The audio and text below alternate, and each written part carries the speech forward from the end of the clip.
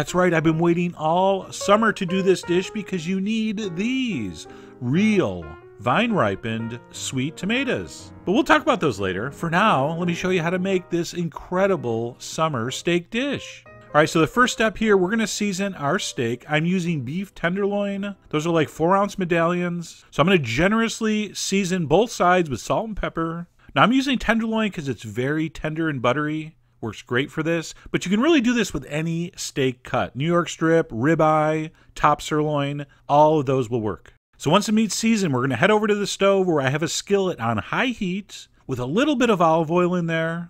And we're gonna go ahead and sear these medallions for about 2 minutes per side. And the reason you have to use high heat is because we need the outside to brown and sear before the inside overcooks. So make sure that pan is really hot before you start. And so a few minutes later, your medallion should look like this, or close to it.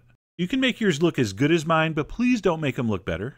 So once the meat is seared, and like I said, about 2 minutes per side, we're gonna go ahead and remove those to a plate and reserve them while we finish the sauce.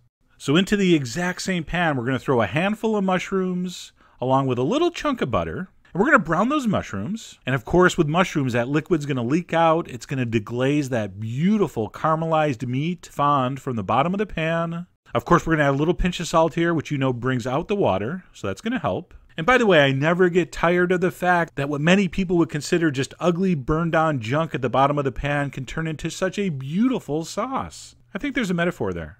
Or not. And we're going to saute those for about 5 or 6 minutes until they're beautifully golden. And right there, I was looking at them thinking, those are beautifully golden. I'm going to go ahead and add my peppers. All right, at this point, I want to turn the heat down to medium. So I have a handful of green Italian frying peppers. That's a sweet pepper. I also had some red bell pepper I diced up. Any kind of pepper works, of course. So I'm going to toss those in. I'm going to give those a stir, and I'm going to cook those about 2 minutes. I just want to soften them slightly. I definitely want them to keep a little bit of their texture. I don't want them falling apart. So I cook those for a couple minutes, and then I'm going to add a whole bunch of crushed garlic, finely minced garlic. That only cooks for 1 minute. Do not brown the garlic. All right, don't walk away. And when it looks like that, we're going to hit it with the wine. Any kind of drinkable white wine will work. Don't even think of using cooking wine.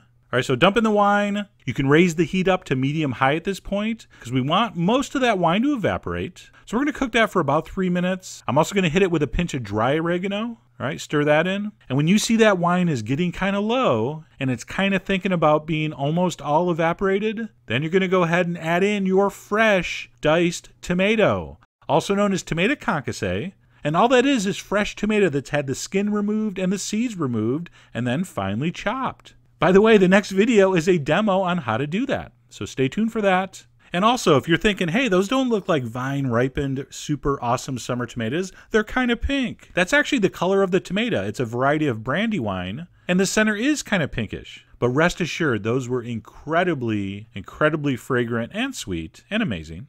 So we're going to stir those in. This is going to come back up to a simmer, and we're only going to cook it for a few minutes. Pizzaiola is one of those tomato sauces that does not simmer for hours and hours. So I'm only going to simmer that for like 3 or 4 minutes. And during that very brief simmering time, I'm going to add a couple secret ingredients, some red chili flakes to heat things up a little bit, and a tiny, tiny splash of balsamic vinegar to balance the sweetness and acidity. It's also going to deepen the color, make it even more gorgeous. All right, we're going to stir that in. And then to finish, we're going to add a healthy dose of freshly chopped oregano. I know we put the dried in there, but dried and fresh oregano, very different flavors, and I like both in this. So I'm going to throw that in, give that a stir, and of course, please, for your sake and the sake of your guests, give this a taste and adjust the seasoning, salt mainly. And then the real final step, add your steak back in, and when the steak is warmed through or cooked to your desired doneness, you're ready to eat. Now, if yours were just about cooked all the way through, you just need to toss them in the sauce briefly until they warm up. All right, but mine were still pretty rare, so I just smothered them in the sauce and let them simmer there for like 2 minutes, and they were perfecto. And of course, I'm just going by feel because I'm, a pro. But if you want to use a thermometer, go ahead. And that steak pizzaiola is ready to serve. Oh, sure, we could just throw it on a plate. It would be amazing. But we're going to take it up a notch, literally. To add some height, we're going to put some toast on the plate. And then in addition to the height, we're going to add a thin slice of mozzarella before we put the steak down. Recent studies have shown hiding cheese underneath the steak increases the diner's pleasure up to 34%. Hey, the numbers don't lie. All right, so that's optional, but a very, very nice little touch, I think. And then spoon over the sauce, maybe garnish with a little more oregano. Mine was actually flowering, so I put a little bit of green bud on the top. So pretty. And that is done. Steak Pizzaiola. Let's get into this. Oh my God, so perfect. Just the steak and the sauce would be a huge treat. But then they cut down into that crouton and discover that little thin piece of melty mozzarella cheese. Come on, are you kidding me? You're going to be a legend. And really, why else would you watch this channel other than to steal my ideas and become a legend in the kitchen? So I hope you give this a try. Head over